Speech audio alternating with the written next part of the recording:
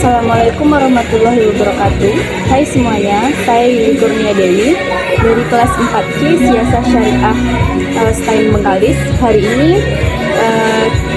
saya akan membahas tentang penyebab kelangkaan minyak goreng yang ada di Indonesia, terus upaya pemerintah dan peran KPPU dalam mengatasi masalah ini. Yang pertama, kita akan membahas tentang penyebabnya. Pakar Ekonomi Universitas Airlangga, Bapak Rosanto Dwi Handoyo SEMSI PhD, menyebutkan bahwa kelangkaan minyak goreng di pasar tidak terlepas dari mekanisme penawaran dan permintaan.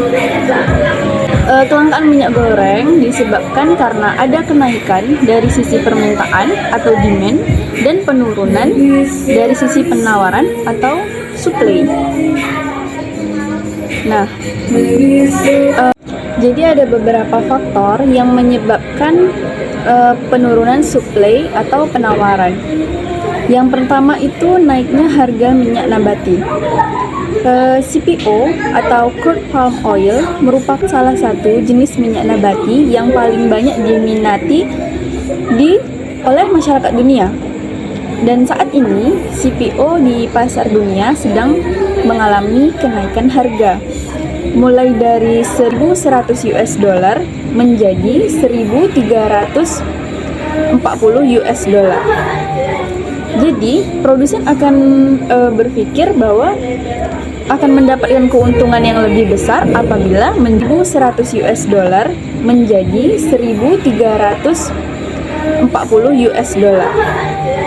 Jadi produsen akan berpikir bahwa akan mendapatkan keuntungan yang lebih besar apabila menjual ke luar negeri. Begitu jelas keterangan dari Pak Rosanto. Yang kedua, itu program yang dicanangkan oleh pemerintah sendiri, yaitu program B30. Jadi B30 ini adalah program pemerintah untuk mewajibkan mencampurkan 30% diesel dengan 70% bahan bakar minyak jenis solar. Jadi ada peralihan menuju produksi biodiesel, begitu kata Pak Rosanto.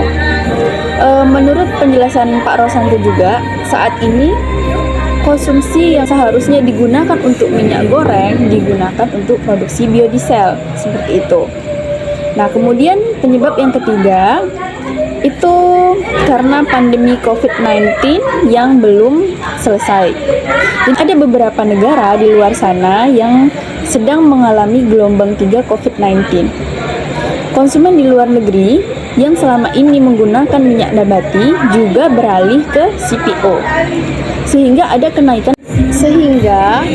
kenaikan permintaan di luar negeri terkait ekspor CPO. Tapi negara kita sendiri sedang menutup ekspor minyak ya. Kalau ini dari keterangan Pak Rosanto ya. Kemudian yang keempat itu proses distribusi dan logistik. Hal penting juga tak terlepas dari produsen minyak goreng yang hanya ada di beberapa daerah saja. Sedangkan proses distribusi minyak goreng dilakukan ke berbagai daerah Indonesia. Menurut Rosanto, hal tersebut menyebabkan kenaikan harga distribusi. Jadi karena terlalu jauh gitu atau harganya jadi mahal. Sementara dengan logistik, harga kontainer saat ini lebih mahal dari sebelumnya. Gitu. Shipping atau perkapalan juga mengalami kenaikan harga. Faktor itu mendorong harga kebutuhan minyak goreng mengalami kenaikan. Kemudian Pak Rosanto mengungkapkan naiknya harga minyak goreng ini juga akan mendorong inflasi secara umum. Dampak yang ditimbulkan dari kenaikan minyak goreng ini dapat mempengaruhi beberapa sektor, diantaranya seperti industri makanan, itu sudah jelas. Kemudian dan banyak sekali yang menggunakan bahan baku minyak goreng ini sendiri. Kemudian kita masuk ke poin yang kedua, yaitu peran pemerintah dalam menghadapi. Oke, kita lanjutkan kepada poin yang kedua, yaitu tentang upaya pemerintah dalam menghadapi masalah ini. Dikutip dari tribatanyuspolri.go.id, di sini dijelaskan dalam menangani kelangkaan minyak goreng, upaya yang dilakukan pemerintah yaitu pemerintah menyiapkan skema subsidi minyak curah. Subsidi ini diberikan agar harga minyak goreng curah di pasaran sesuai dengan harga eceran tertinggi, yaitu sekitar 14.000 per liternya. Untuk itu, pemerintah menyiapkan nilai subsidi secara keseluruhan mencapai 7,6 triliun untuk 6 bulan.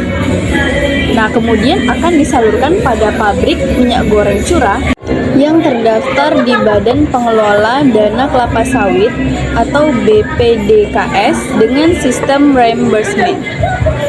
Oke, selanjutnya yang akan kita bahas adalah peran dari KPPU, Komisi Pengawas Persaingan Usaha, untuk menangani kasus ini. Wakil Ketua KPPU, Guntur S. Saragih, menyatakan KPPU akan menindak pelaku usaha nakal yang melakukan tying in dalam permasalahan minyak goreng, di mana banyak sekali ditemukan penimbunan dengan sengaja dan bundling produk minyak goreng dengan